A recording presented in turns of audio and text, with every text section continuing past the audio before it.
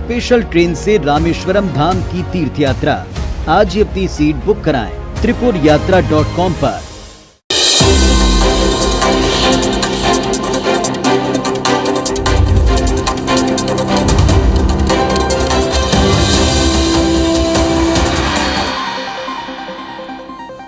नमस्कार, स्वागत है आप सभी का। मैं हूं आपके साथ श्रवण तंबोली। पूरा दिन निकल जाने के बाद एक ऐसा बुलेटिन जो 24 मिनट में आपको यह बताएगा कि मध्य प्रदेश में आज क्या हुआ। ना एजेंडा, ना शोर शराबा, बात आपके सरोकार की, खबर आपके काम की। तो हम आपको बताएंगे कि मध्य प्रदेश में आज क्या हुआ।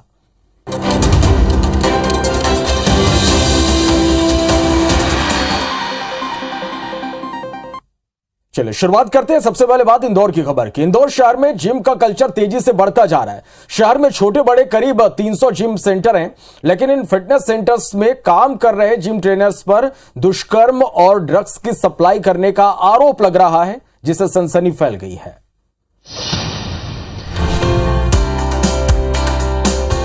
फिटनेस सेंटर, जिम और स्पा ये वो जगह बन चुकी है जहां अब युवतियों के साथ छेड़छाड़ और उन्हें प्यार के जाल में फंसाकर उनसे दुष्कर्म जैसी वारदात को अंजाम दिया जा रहा है, जिसकी गवाही दे रहे हैं ये आंकड़े, जिसमें पिछले 6 महीने में इंदौर में 4 से ज्यादा ऐसे मामले सामने आ चुके हैं, जिसमें जिम ट्रेनर के खिलाफ रेप के अलावा अवैध हथियारों की तस्करी और ड्रग्स बेचने तक के मामले दर्ज हैं। पहला मामला विजयनगर इलाके का है, जहाँ पहले दोस्ती और फिर शादी का झांसा देकर दुष्कर्म करने का आरोप लगा है, जिसके बाद पुलिस ने आरोपी जिम ट्रेनर को गिरफ्तार कर लिया है। महिलाओं के प्रति अत्याचार या ये कह लीजिए मानसिक और शारीरिक प्रताड़नाओं से संबंधित शिकायतें आती हैं, हम लोग तुरंत FIR करते हैं और आरोपी को बंद करते हैं। दूसरा मामला ट्रेनर पर शादी का झांसा देकर 4 साल तक दुष्कर्म करने का आरोप है। तीसरा मामला भंवरकुआं थाने इलाके का है, जहां जिम ट्रेनर पर महिला से दोस्ती के बहाने पीड़िता के साथ दैहिक शोषण करने और अश्लील वीडियो बनाकर धमकी देने का आरोप है। चलिए, तो दुष्कर्म के आरोपों के अलावा जिम ट्रेनर्स पर ड्रग्स सप्लाई का आरोप भी लग रहा, जिसके बाद जिम एसोसिएशन ने नई गाइडलाइन जारी कर दी है।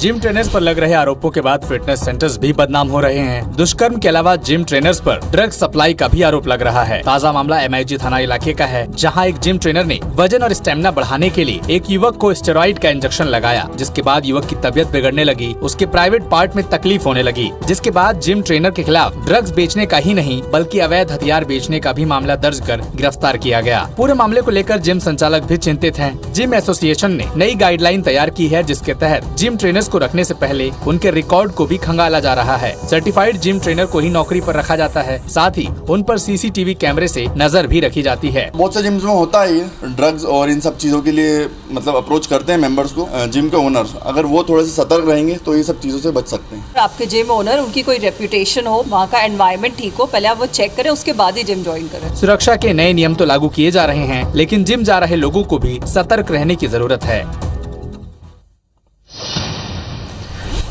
2023 के विधानसभा चुनाव से पहले कांग्रेस और बीजेपी दोनों आदिवासियों को साधने में जुट गए हैं। नया मुद्दा आदिवासी दिवस को लेकर है। 2 अलग अलग तारीख पर कांग्रेस और बीजेपी आदिवासी दिवस मनाकर सियासी समीकरण अपने पक्ष में करने में जुट गए।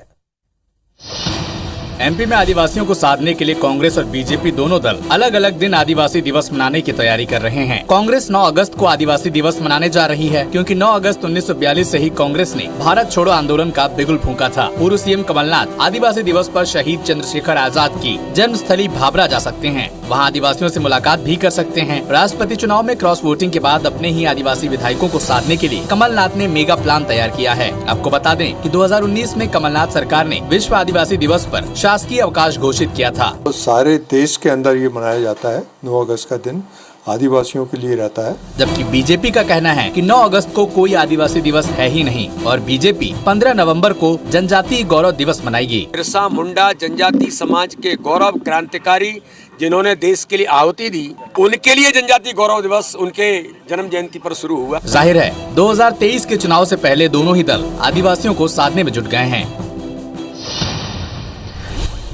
बढ़ते आगे, जनपद और जिला पंचायत चुनाव में सदस्यों का बहुमत होने के बाद भी कांग्रेस कई अध्यक्ष उपाध्यक्ष पद पर कब्जा नहीं कर सकी, जिसके बाद कांग्रेस अप्रत्यक्ष प्रणाली से चुनाव का विरोध कर रही है।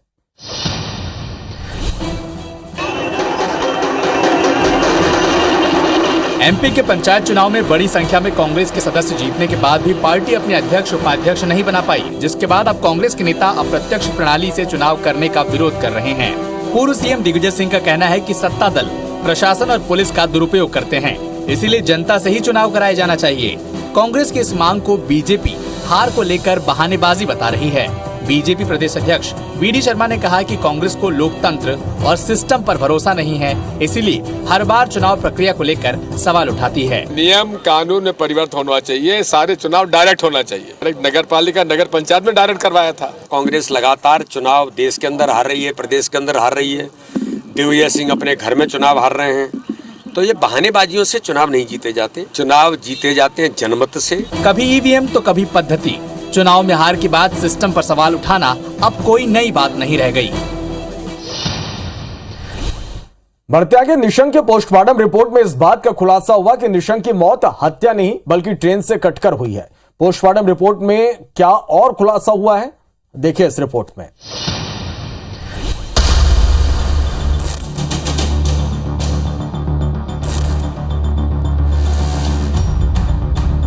भोपाल के बीटेक के स्टूडेंट निशंक राठौर की मौत की पोस्टमार्टम रिपोर्ट सामने आ गई है, जिसमें बताया गया है कि छात्र की किसी ने हत्या नहीं की बल्कि उसकी मौत ट्रेन के नीचे आने से हुई है।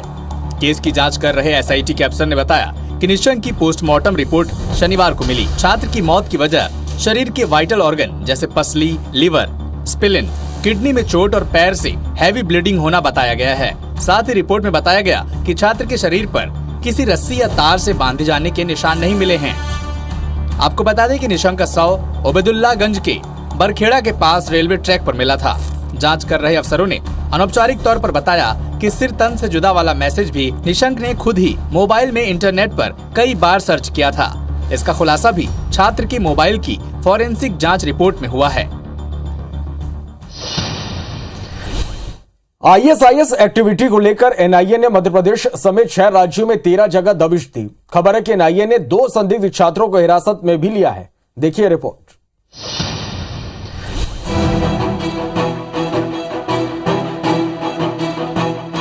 आईएसआईएस एक्टिविटी को लेकर एनआईए ने एमपी समेत 6 राज्यों के 13 जगह दबिश दी है। पुराने भोपाल से एक युवक को हिरासत में लेने की खबर है, जो रायसेन के सिलवानी का रहने वाला है। एनआईए की टीम सुबह 7 बजे भोपाल के मदरसे में पढ़ने वाले जुबैर को लेकर सिलवानी भी पहुंची और उसके घर की तलाशी भी ली गई। साथ ही जुबैर के भाई और पिता से भी पूछताछ की गई है। मामला विदेशी फंडिंग से जुड़ा हुआ बताया जा रहा है। हालांकि एनआईए और सिलवानी पुलिस आधिकारिक तौर पर अभी कुछ भी नहीं कह रही है, जिसके चलते कार्रवाई पूरी तरह से गोपनीय रखी गई है। जुबैर के अकाउंट से करोड़ों रुपए के ट्रांजैक्शन मिलने की खबर है, जो विदेश से ट्रांसफर किए गए हैं। भोपाल में एनआईए ने अब्बास नगर के व्हाइट हॉल के पास भी कार्रवाई की है और अनस नाम के शख्स को हिरासत में लिया है। जुबैर भी अनस के स्कूल का ही स्टूडेंट बताया जा रहा है।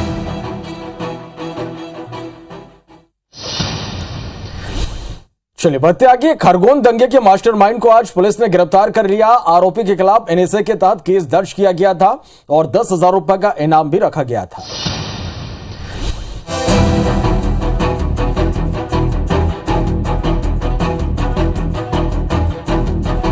खरगोन ने 10 अप्रैल को रामनवमी के जुलूस पर हुए पथराव और आगजनी की घटना में शामिल दंगे का फरार और मुख्य मास्टरमाइंड एक आरोपी को पुलिस ने आज गिरफ्तार कर लिया है।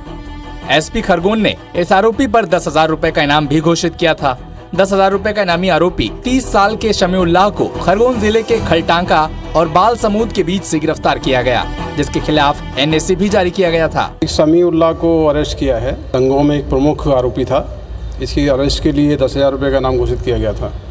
अभी इसका एनएसए का वारंट जिला दंडाधिकारी महोदय ने जारी किया है, तो एनएसए वारंट में इसकी गिरफ्तारी की गई है और गिरफ्तार कर इसको जेल में पेश करेंगे।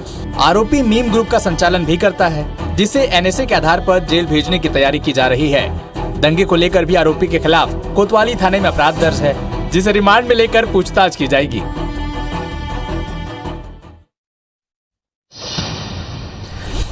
मध्य प्रदेश शासन ने टीईटी के चयनित अभ्यर्थियों को एक बड़ी राहत देते हुए भर्ती के लिए पात्र होने की समय सीमा बढ़ा दी है। क्या असर होगा इस फैसले का, देखिए इस रिपोर्ट में।